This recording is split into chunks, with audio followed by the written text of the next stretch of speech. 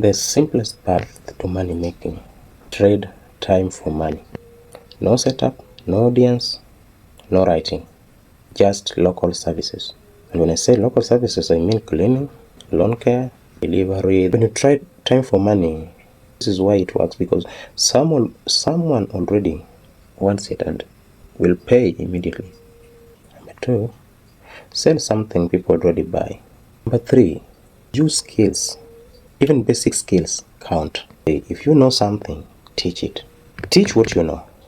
Actually, when it comes to business, you don't need the degrees that people have around you. Number 4, build content once, get paid repeatedly. It is slower but scalable. You can create content on YouTube or any other social media platforms.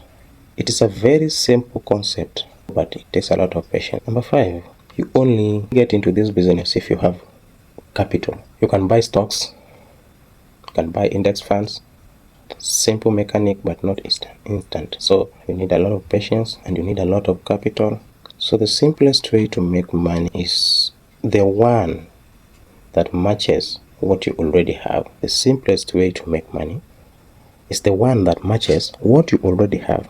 Time is equal to services. Skills is freelancing. Money is investing. And attention is content.